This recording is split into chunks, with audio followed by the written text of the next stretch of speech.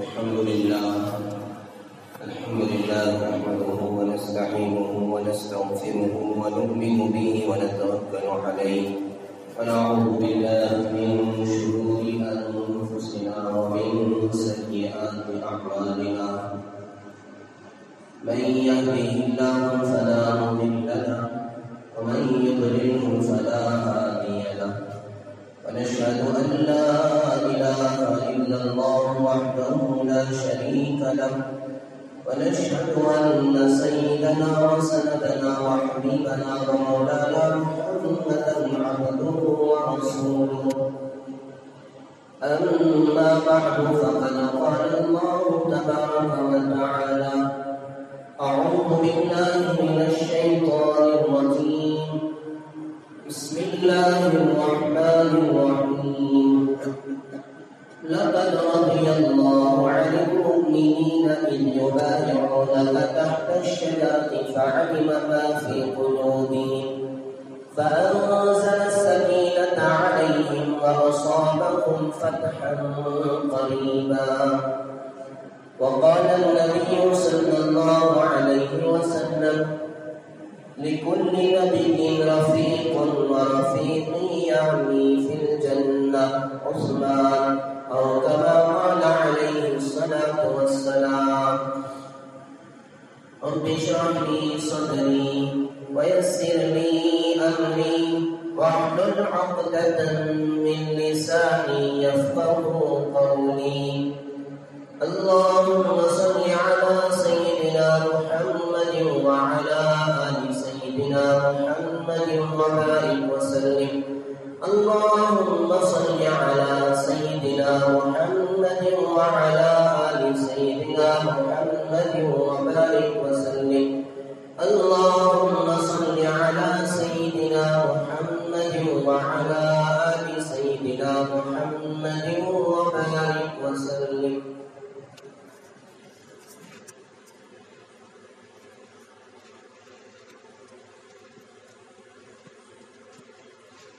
بزرگان محترم، نوجوانان عزیز،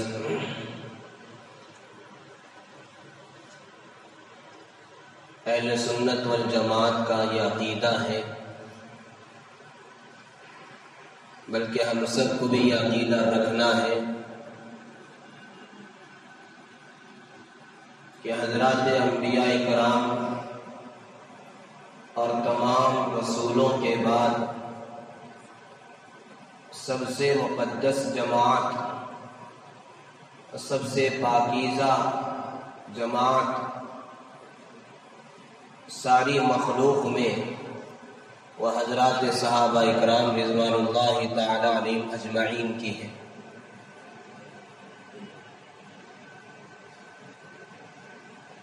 قرآن مجید کے اندر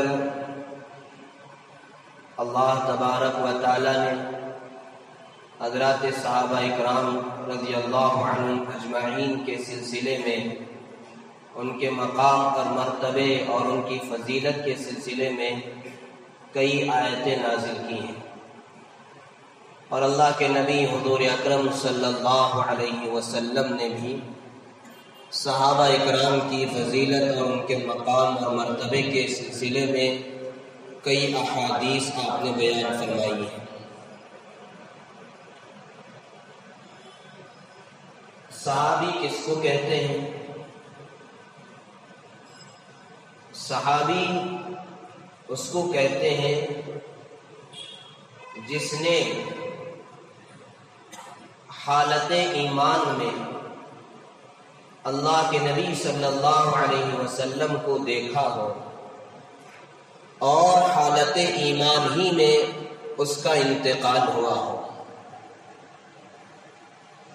جنہوں نے بھی حضور اکرم صلی اللہ علیہ وسلم کو اپنی زندگی میں دیکھا، ایمان کی حالت میں، کفر کی حالت میں نہیں، ایمان کی حالت میں دیکھا ہو اور پھر ان کا انتقال بھی ایمان کی حالت میں ہوا ہو، تو ان کو صحابی کہا جاتا ہے۔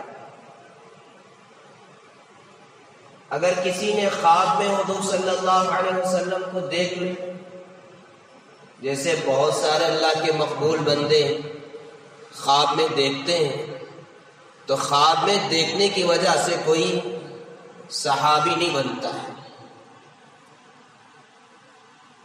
اپنی زندگی میں حضور اکرم صلی اللہ علیہ وسلم کو بیداری کی حالت میں دیکھا ہو، ایمان کی حالت میں دیکھا ہو۔ حضرات صحابہ اکرام کا مقام اور مرتبہ کیا ہے؟ ہمارے علماء نے لکھا ہے کہ صحابی کا مقام اور مرتبہ کہ کوئی غیر صحابی جو صحابی نہ ہو، وہ چاہے کتنا ہی اعلیٰ درجے کا ولی ہو، قطب ہو، ابدال ہو، لیکن کسی ادنا صحابی کے درجے کو وہ ولی و قطب اور ابدال نہیں پہنچ سکتا۔ حضرت غوث اعظم رحمۃ اللہ علیہ یا حضرت عبداللہ ابن مبارک رحمۃ اللہ علیہ، بعض کتابوں میں عبداللہ ابن مبارک رحمۃ اللہ علیہ کا نام ہے، بعض کتابوں میں غوث اعظم رحمۃ اللہ علیہ کا نام ہے۔ ان سے کسی نے پوچھا کہ حضرت امیر معاویہ رضی اللہ تعالیٰ عنہ کا مقام اور مرتبہ اونچا ہے یا حضرت عمر ابن عبدالعزیز رحمۃ اللہ علیہ کا؟ بعض کتابوں میں ہے حضرت اویس قرنی رحمۃ اللہ علیہ کا۔ کہ حضرت غوث اعظم نے یا عبداللہ ابن مبارک رحمۃ اللہ علیہ نے جواب دیا کہ حضرت امیر معاویہ رضی اللہ تعالیٰ عنہ جو اعلیٰ درجے کے صحابی ہیں، ان کے مقام اور مرتبے کو عمر ابن عبدالعزیز رحمۃ اللہ علیہ یا حضرت اویس قرنی رحمۃ اللہ علیہ، جو دونوں تابعی ہیں جنہوں نے صحابہ کو دیکھا ہے، ان کے مقام اور مرتبے کو یہ دونوں حضرات کا پہنچنا تو دور کی بات ہے، حضرت امیر معاویہ رضی اللہ تعالیٰ عنہ جس گھوڑے پر سوار ہو کر اللہ کے راستے میں جہاد کے لیے نکلے ہیں، اس گھوڑے کے پیر سے جو غبار، جو دھول اڑ کر اس گھوڑے کے ناک میں جو پہنچا ہے، اس دھول کے بھی مقام اور مرتبے کو حضرت اویس قرنی یا عمر ابن عبدالعزیز رحمۃ اللہ علیہ پہنچ نہیں سکتے۔ یہ مقام ہے صحابی کا۔ بڑا سا بڑا ولی، قطب، بڑا سا بڑا امام، وہ کسی ادنا درجے کے صحابی کے مقام اور مرتبے کو نہیں پہنچ سکتے، اس لیے کہ جن آنکھوں نے نبی اکرم صلی اللہ علیہ وسلم کو دیکھا ہے، وہ آنکھیں کہاں سے لائیں گے؟ جنہوں نے آپ کے ساتھ سفر کیا، آپ کے ساتھ کھانا کھایا، نماز پڑھا، دیگر اعمال کیے، یا کچھ بھی نہیں کیا، صرف اللہ کے نبی صلی اللہ علیہ وسلم کو حالت ایمان میں دیکھ لیا، تو ان کا مقام اور مرتبہ بہت اونچا ہے۔ اسی لیے یاد رکھیں صحابہ اکرام کے بارے میں ہمارا کیا عقیدہ ہونا چاہیے۔ اس سے پہلے ہم نے عقائد پر مفصل بات کی ہے کہ عقیدہ درست ہونا کتنا ضروری ہے، کتنا اہم ہے۔ اگر عقیدے میں ذرہ برابر فرق آئے گا، پہاڑ کے برابر اعمال ہو، سب بیکار ہے۔ اگر کسی کے عقیدے درست ہیں، اس نے اعمال نہیں کیا ہے، تب بھی امید ہے کہ وہ جنت میں داخل ہو سکتا ہے، لیکن اگر عقیدہ خراب ہے، اعمال بے شمار کر لیے ہیں، اس کا جنت میں داخل ہونا بہت مشکل ہے۔ اس لیے عقیدہ مضبوط ہونا چاہیے اور عقیدہ درست ہونا چاہیے۔ اللہ کے بارے میں کیا عقیدہ ہو، انبیاء کے بارے میں کیا عقیدہ ہو، فرشتوں کے بارے میں کیا عقیدہ ہو، صحابہ کے بارے میں کیا عقیدہ ہو، قیامت کے بارے میں کیا عقیدہ ہو، قرآن کے بارے میں کیا عقیدہ ہو، یہ سب ہر مسلمان کو جاننا ضروری ہے۔ الحمدللہ مکاتب کے اندر قرآن مجید کے ساتھ قرآنی قاعدے کے ساتھ بچوں کو عقائد بھی پڑھایا جاتا ہے تاکہ بچپن ہی سے ان کا عقیدہ درست ہو۔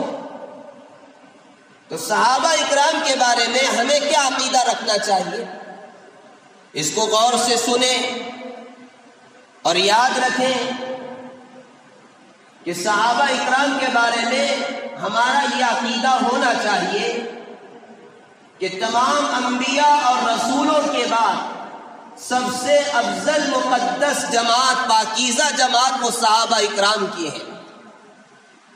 اور پھر صحابہ اکرام میں سب سے افضل حضرت ابوبکر رضی اللہ تعالیٰ عنہ ہے، اس کے بعد حضرت عمر فاروق رضی اللہ تعالیٰ عنہ، اس کے بعد حضرت عثمان غنی رضی اللہ تعالیٰ عنہ، اس کے بعد حضرت علی مرتضی رضی اللہ تعالیٰ عنہ۔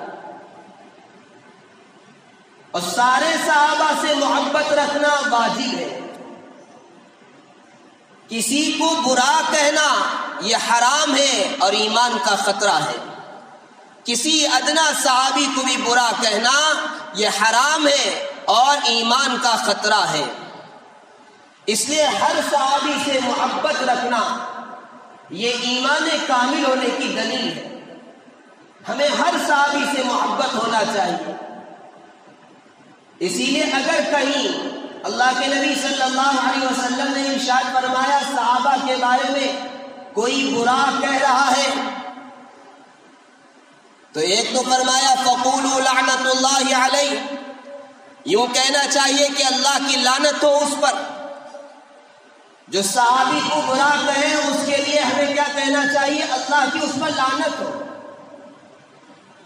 اور فرمایا اگر کسی صحابہ کے بارے میں کہیں بحث چھڑ جائے تو خاموشی اختیار کر لو، اسی میں عافیت ہے۔ کہ نعوذ باللہ فلاں صحابی سے یہ گناہ ہوا تھا یا فلاں صحابہ کے درمیان اختلاف ہوا تھا، ان سب کے بارے میں زبان بند رکھنا یہ عافیت ہے۔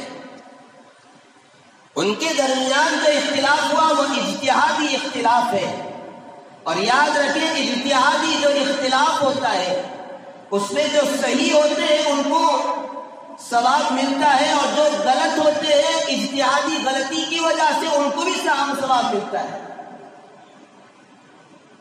اس لیے کسی صحابی کے بارے میں زبان کبھی نہیں کھولنا چاہیے، لان تان ہرگز نہیں کرنا چاہیے۔ تو حضرات صحابہ اکرام رضوان اللہ تعالی علیہم اجمعین کا مقام اور مرتبہ بہت اونچا ہے۔ تو یہ ہوا مسلمانوں کا صحابہ کے بارے میں عقیدہ کہ تمام انبیاء رسولوں کے بعد سب سے افضل جماعت، سب سے مقدس جماعت صحابہ اکرام کی، اور ہر صحابی سے محبت رکھنا واجب ہے اور کسی کے بارے میں برا کہنا حرام ہے۔ اللہ تعالیٰ نے قرآن مجید میں مختلف جگہوں پر حضرات صحابہ اکرام کے مقام اور مرتبے کو بیان فرمایا۔ کہیں فرمایا اولئک هم المفلحون، یہی لوگ ہیں جو کامیاب ہونے والے ہیں۔ اولئک هم الراشدون، یہی لوگ ہیں جو صحیح راستے پر چلنے والے ہیں، ہدایت پانے والے ہیں۔ اولئک الذین امتحن اللہ قلوبهم للتقوی، یہ وہ لوگ ہیں جن کا اللہ نے امتحان لیا۔ مختلف فضائل اللہ تعالیٰ نے قرآن مجید میں بیان فرمایا، لیکن سب سے بڑی جو سرٹیفکیٹ حضرات صحابہ اکرام کو ملی ہے وہ ہے رضی اللہ عنہم ورضوا عنہ۔ کیا مطلب ہے رضی اللہ عنہم ورضوا عنہ کا؟ اس کا ترجمہ یہ ہے کہ اللہ ان سے راضی ہو گیا اور وہ اللہ سے راضی ہو گئے۔ یعنی صحابہ کی جماعت وہ جماعت ہے جن سے اللہ راضی ہو گیا۔ یہ سب سے بڑی سرٹیفکیٹ اللہ تعالیٰ نے حضرات صحابہ اکرام کو دی۔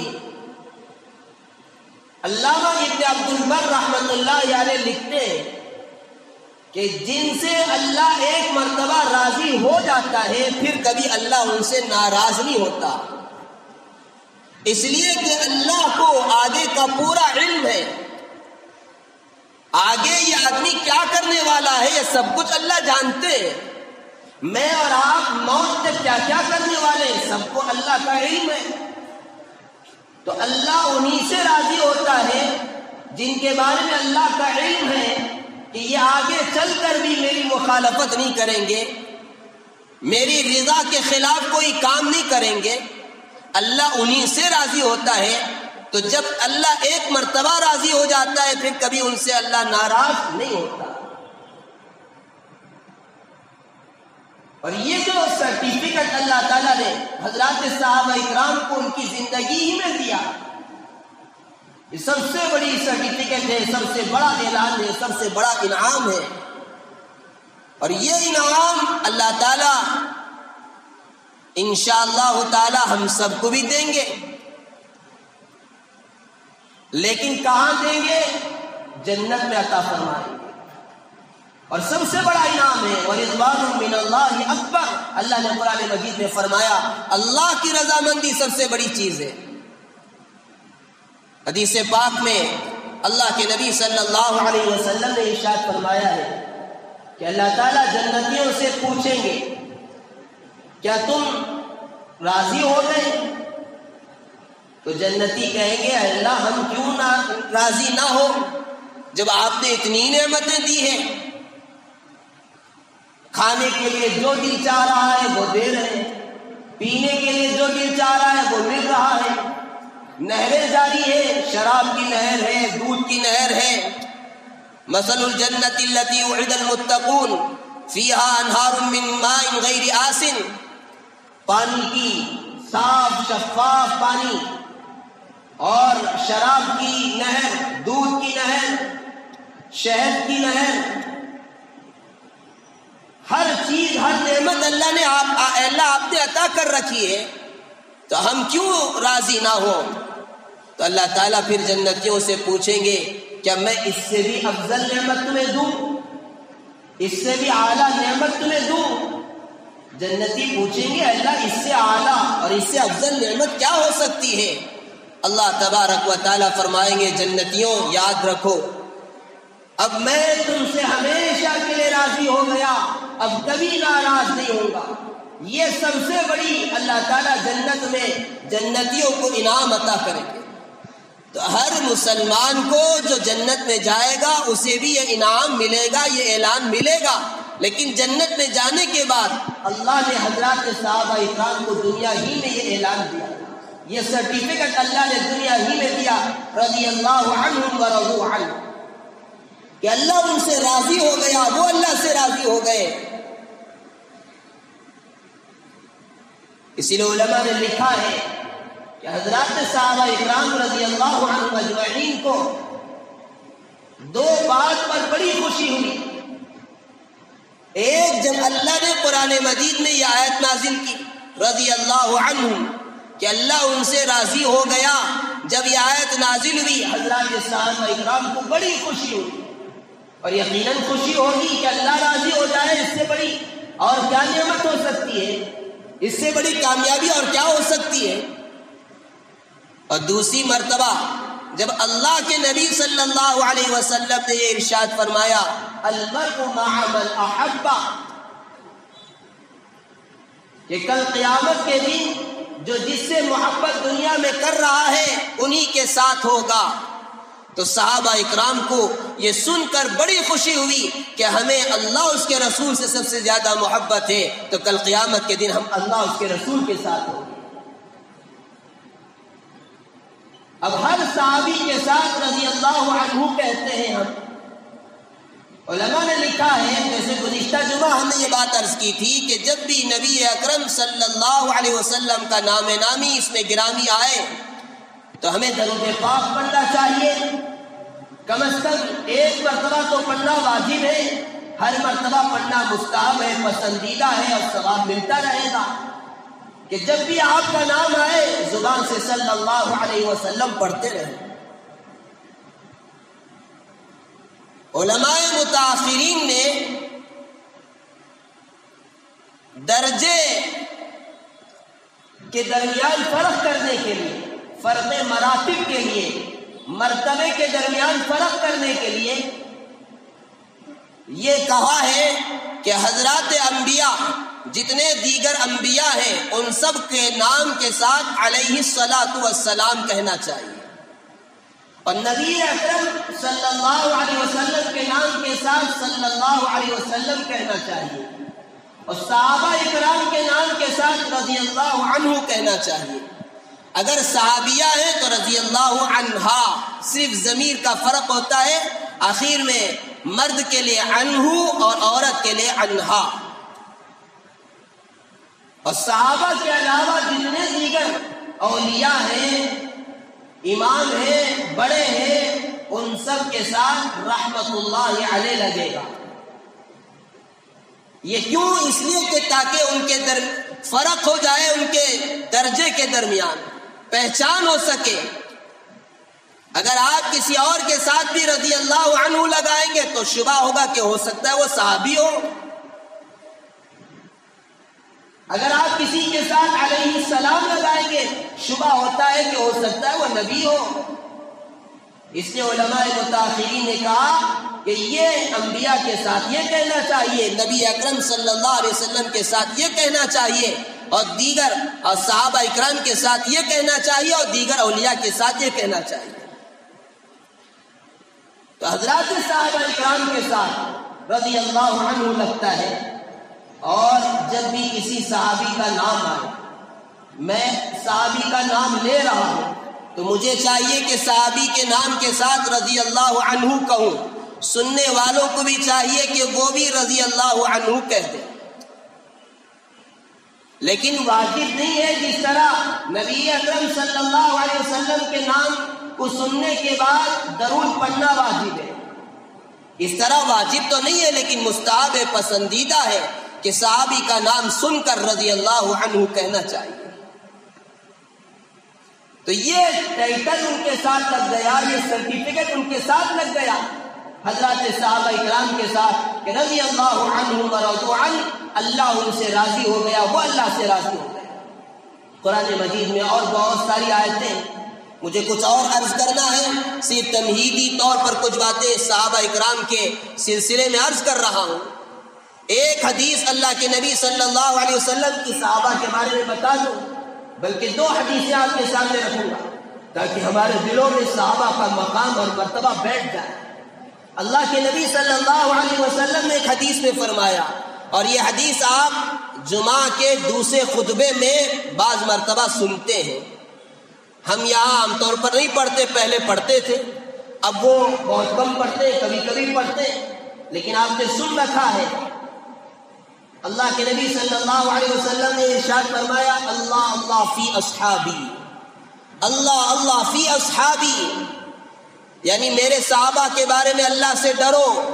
پھر فرمایا میرے صحابہ کے بارے میں اللہ سے ڈرو، اللہ سے ڈرو۔ لا تتخذوهم غرضا من بعدی، میرے بعد میرے صحابہ کو تنقید کا نشانہ نہ بنانا، ان پر لام تان نہ کرنا، ان کے بارے میں کوئی گستاخی نہ کرنا۔ فرمایا فمن احبهم فبحبی احبهم، جو ان سے محبت کرے گا وہ مجھ سے محبت کی بنیاد پر محبت کرے گا، یعنی جسے نبی اکرم صلی اللہ علیہ وسلم سے محبت ہوگی وہ صحابہ اکرام سے بھی محبت کریں گے۔ ومن ابغضهم فببغضی ابغضهم، اور فرمایا جو ان سے بغض رکھے گا مجھ سے بغض کی بنیاد پر بغض رکھے گا، یعنی مجھ سے نفرت ہے اس لیے صحابہ سے نفرت کرے گا۔ جسے اللہ کے نبی صلی اللہ علیہ وسلم سے محبت ہے وہ صحابہ اکرام سے بھی محبت کرے گا، اور جن کے دل میں نبی اکرم صلی اللہ علیہ وسلم کے بارے میں بغض ہے وہ صحابہ اکرام کے بارے میں بھی بغض رکھیں گے۔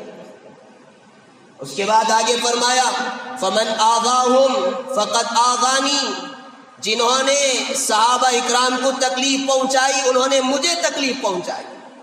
ومن آذانی، اور جو مجھے تکلیف پہنچائے فقد آذى اللہ، وہ اللہ کو تکلیف پہنچا رہا ہے، اور ومن آذى اللہ، جو اللہ کو تکلیف پہنچائے گا یوشک ان یاخذہ، ان قریب اللہ اس کو پکڑ لیں گے۔ اور دوسری حدیث میں اللہ کے نبی صلی اللہ علیہ وسلم نے ارشاد فرمایا کہ صحابہ اکرام کو برا بھلا نہ کہیں،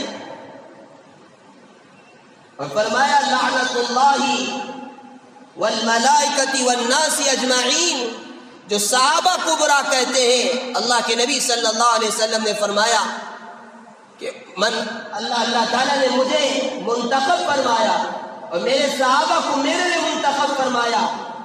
آگے فرمایا جو صحابہ کو برا بھلا کہے گا اس پر اللہ کی لعنت ہوگی، فرشتوں کی لعنت ہوگی اور سارے لوگوں کی لعنت ہوگی۔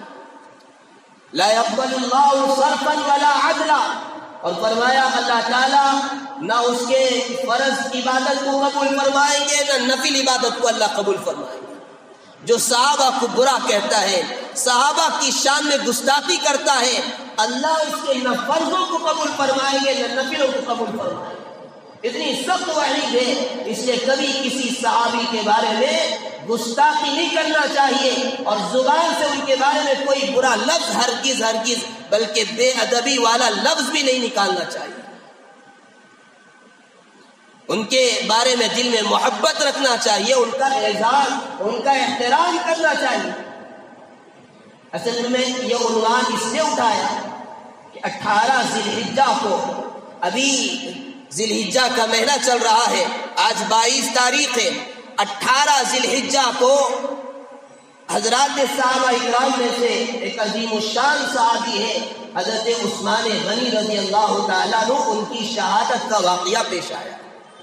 تو ارادہ ہوا کہ حضرت عثمان غنی رضی اللہ تعالیٰ عنہ کی سیرت اور ان کے جو اخلاق تھے اور ان کی جو زندگی گزری ہے اور پھر ان کی جو مظلومانہ شہادت ہوئی ہے اس کو آپ کے سامنے رکھوں، اس لیے کہ آج امت مسلمہ بلکہ نوجوان نسل اور آئندہ آنے والی نسل سے تو بالکل امید ہمیں بہت خطرہ لگتا ہے کہ ہمارے اسلاف کے، ہمارے اکابر کے، ہمارے جو پچھلے گزرے ہوئے حضرات صحابہ اکرام ہیں، تابعین ہیں، ائمہ ہیں، محدثین ہیں، ان کی تاریخ اگر مسلمانوں کو یاد نہیں رہے گی تو پھر مسلمانوں کی ترقی بہت مشکل ہے۔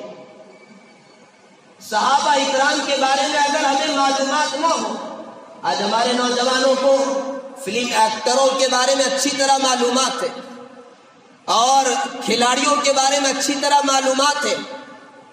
اگر کسی نوجوان سے یہ پوچھ لے کہ فلاں کھلاڑی نے، فلاں کرکٹر نے کتنے سکس مارے ہیں وہ بتائے گا، اس نے کتنے وکٹ لیے ہیں وہ بتائے گا، اور کس کی یہ فلم ہے نام لے لے فوراً بتائے گا۔ فلم ایکٹروں کے بارے میں معلومات اور کھلاڑیوں کے بارے میں معلومات اور دیگر لوگوں کے بارے میں معلومات ہیں، لیکن افسوس یہ ہے کہ مسلمانوں کو حضرات صحابہ اکرام کے سلسلے میں، ان کی تاریخ کے سلسلے میں کوئی واقفیت نہیں۔ ہمیں چاہیے ہماری نسل کو ہم بتائیں کہ صحابہ اکرام کا مقام اور مرتبہ کیا تھا، ان کی زندگیاں کیسے گزری ہیں، ہمارے اسلاف کیسے تھے۔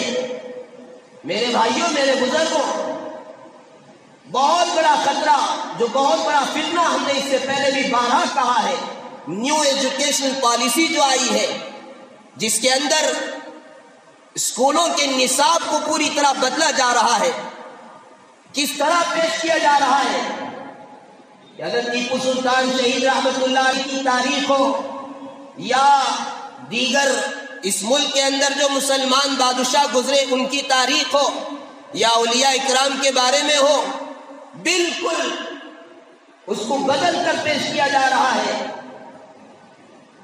تاکہ ہمارے مسلمان بچے اور بچیاں جب اسکول میں پڑھیں اسی وقت ان کا دماغ خراب ہو جائے، اسی وقت وہ مسلمانوں کو برا سمجھنے لگ جائے۔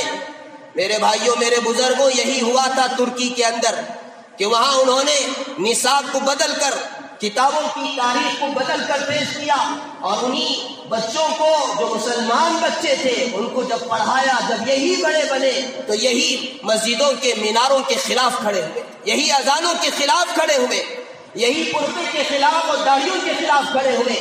میرے بھائیوں، میرے بزرگوں، اب جو نیو ایجوکیشن پالیسی آئی ہے، ہمارے اسکولوں کے اندر جو اب پڑھائی جا رہی ہے، اور کرناٹک کے اندر تو اس کو پہلی فرصت میں پاس کر دیا گیا اور یہاں شروع کیا جا رہا ہے، بلکہ کئی اسکولوں کے اندر اس کو شروع کرنے کی بات ہو رہی ہے، اور ہو سکتا ہے شروع کر دیا بھی گیا ہو۔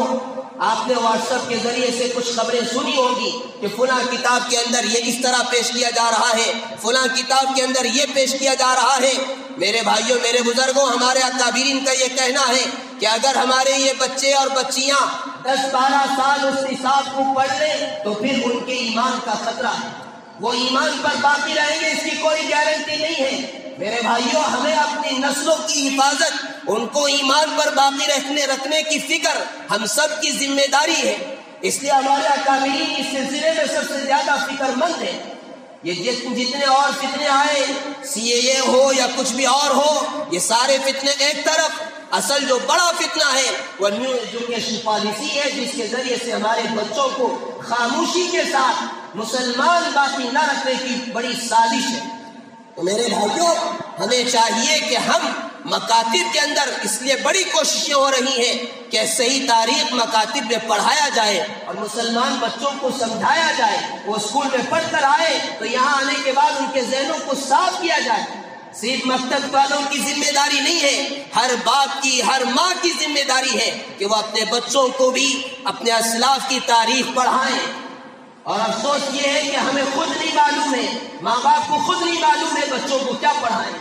اس لیے ہم سب پہلے جاننے کی کوشش کریں کہ صحابہ کا مقام کیا تھا، ان کی تاریخ کیا تھی، انہوں نے جہاد کیا تو کیوں جہاد کیا، جہاد کا کیا مطلب ہوتا ہے، اور اس ملک کے اندر مسلمان بادشاہوں نے جو کچھ کارنامے انجام دیے وہ کیا ہے، حضرت ٹیپو سلطان شہید رحمت اللہ علیہ کی تاریخ کیا ہے، یہ ہم اپنے بچوں کو پہلے سے ذہنوں میں بٹھائیں۔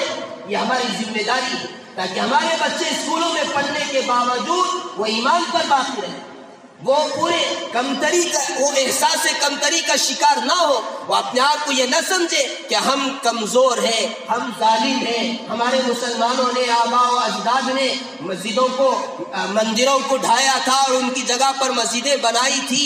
یہ تاثر اسکولوں کے نصاب کے ذریعے سے دیا جائے گا اور دیا جا رہا ہے، تو ہمیں سمجھانا ہے ہمارے بچوں کو۔ اس لیے میرے بھائیوں میرے بزرگوں، صحابہ اکرام کی تاریخ ہمیں اچھی طرح جاننا چاہیے اور معلوم رکھنا چاہیے۔ افسوس یہ ہے کہ کم از کم چلیے جمعہ کا ایک موقع ہے، بیان میں کچھ نہ کچھ تاریخی باتیں آ جاتی ہیں، کچھ نہ کچھ قرآن حدیث کی باتیں آ جاتی ہیں۔ افسوس یہ ہے کہ 1:30 بجے کے بعد لوگ آتے ہیں، اب ان کو کیا معلوم ہوگا، کہاں سے ان کی بیٹری چارج ہوگی۔ اور مجھے بڑا غصہ آتا ہے، میں بار بار اس پر عرض کر چکا ہوں، جو حضرات بعد میں آتے ہیں وہ لوگوں کے کھاندوں کو ہٹاتے ہوئے آگے نہ بڑھے۔ اللہ کے نبی صلی اللہ علیہ وسلم نے سخت وعید بیان فرمائی ہے کہ کل قیامت کے دن ان کو جہنم کا پل بنایا جائے گا اور ان کے کندھوں پر لوگ گزریں گے۔ اتنی سخت وعید ہے، اس کے باوجود بھی وہاں سے آتے ہیں، یہاں سے آتے ہیں، اندر سامنے آ کر بیٹھ جاتے ہیں۔ جہاں جگہ ملے پیچھے بیٹھ جائیں، نیچے بیٹھ جائیں، اوپر چلے جائیں۔ آنا ہے پہلے آ جائیں، پہلی صف میں بیٹھنے کی اتنا ہی شوق ہے، آگے بڑھنے کا تو پہلے آئے، بعد میں آ کر لوگوں کو تکلیف دیتے ہوئے آگے بڑھے۔ اللہ ہم سب کو نیک ہدایت عطا فرمائے، اللہ تبارک و تعالی صحیح سمجھ عطا فرمائے۔ آئندہ سے اس کا خیال رکھیں، آئندہ کبھی ایسا نہ ہو کہ جہاں جگہ مل رہی ہے وہاں بیٹھے، اور جو لوگ پہلے آ جاتے ہیں ان سے یہ گزارش ہے کہ وہ پہلی صفوں کو مکمل کریں، جہاں جہاں جگہ ہے وہاں بیٹھ جائیں۔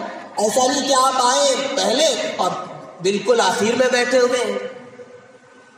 پہلی صف میں کھڑے ہونے پر مغفرت کے وعدے اور کتنا اونچا ثواب فرمایا کہ اگر پہلی صف کا جو ثواب ہے وہ معلوم ہو جائے تو لوگ قرہ اندازی کریں گے، لڑیں گے اس بات پر کہ مجھے پہلی صف میں جگہ دی جائے، اتنا اونچا ثواب ہے، لیکن پہلے آنے کے باوجود بھی محروم ہوتے ہیں۔ تو اس کا خاص خیال رکھیں، آداب کا ہمیں خاص خیال رکھنا چاہیے کہ پہلے جہاں جہاں جگہ خالی ہے وہاں اس کو پر کرتے چلے جائیں، اور جو لوگ بعد میں آئے وہ جہاں پیچھے جگہ ملے وہاں بیٹھ جائیں، لوگوں کو تکلیف دیتے ہوئے آگے نہ بڑھیں۔ تو میرے بھائیوں میرے بزرگوں، میں عرض کر رہا تھا کہ جمعہ کا ایک بیان جو ہمیں سننے کا موقع ملتا ہے ہم اس کی قدر کریں۔ صحابہ اکرام کی تاریخ ہو اور دیگر اولیاء کی تاریخ ہو یا قرآن و حدیث کی جو باتیں ہو اس زمانے کے اعتبار سے، ان سب کو ہمیں سن کر ہمارے اندر کے ایمان کو بڑھانا چاہیے، ہمارے جذبات اس سے بڑھے، اس کا ہمیں خیال رکھنا چاہیے۔ میں گزارش کرتا ہوں کہ جلد سے جلد آئے، صرف آدھا پونا گھنٹہ آپ کا لیا جاتا ہے، آدھا پونے گھنٹے میں ہم بڑی محنت کر کے کتابوں سے اور کئی رسالوں سے بیان نکال کر لے کر آتے ہیں تاکہ صحیح بات آپ تک پہنچائی جائے، مختصر وقت میں اہم باتیں آپ تک پہنچائی جائیں، اور اب اس کی کوئی قدر ہی آپ کے پاس نہیں ہے۔ اللہ ہم کو نیک ہدایت عطا فرمائے۔ تو میرے بھائیوں، میرے بزرگوں، پھر میں گزارش کرتا ہوں کہ حضرات صحابہ اکرام کے بارے میں ہمارا یہ عقیدہ ہونا چاہیے، چونکہ بہت سارے لوگ بعد میں آئے، اس لیے میں پھر عرض کر رہا ہوں کہ صحابہ اکرام کے بارے میں مسلمانوں کا یہ عقیدہ ہونا چاہیے کہ تمام انبیاء رسولوں کے بعد تمام مخلوق میں سب سے افضل جماعت صحابہ اکرام کی ہے، اور ہر صحابی سے محبت رکھنا واجب ہے، اور کسی صحابی کے بارے میں ادنا سا بھی گستاخی کا لفظ بھی نکالنا حرام ہے، اس کا خیال رکھیں، ورنہ ان پر اللہ کی لعنت برستی ہے، فرشتوں کی اور سارے لوگوں کی لعنت برستی ہے۔ اللہ نہ ان کی فرضوں کو قبول کریں گے، نہ نفلوں کو قبول کریں گے۔ یہ سخت وعیدیں ہیں۔ انشاءاللہ تعالی اگلے جمعہ حضرت عثمان غنی رضی اللہ تعالیٰ عنہ کا، ان کی زندگی کے کچھ مختصر حالات آپ کے سامنے رکھے جائیں گے کہ ہمارے لیے آپ کی زندگی میں کیا نمونہ ہے، کیا درس ہے، وہ ہم سمجھیں، کیا عبرت ہے ہم سمجھیں، اور ہماری نسلوں کو بتائیں، ہمارے بچوں کو بتائیں کہ کس طرح صحابہ اکرام شجاعت اور بہادری کے ساتھ زندگی گزارا کرتے تھے۔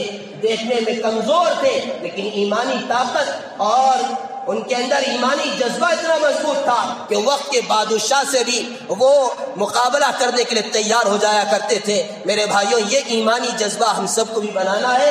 اللہ تعالی ہم سب کو صحیح معنی میں صحابہ اکرام کی تاریخ کو سمجھنے کی اور صحابہ کی عظمت کو سمجھنے کی توفیق عطا فرمائے۔ آخر میں گزارش ہے، آج جو مسجد میں چندہ کیا جائے گا وہ اسی مسجد میں جو کلینک چل رہی ہے فری میں، اس کلینک کے اخراجات کے لیے کیا جا رہا ہے۔ آپ سے گزارش ہے دل کھول کر تعاون فرمائیں تاکہ آپ کے اس تعاون کے ذریعے سے بہت سارے غریب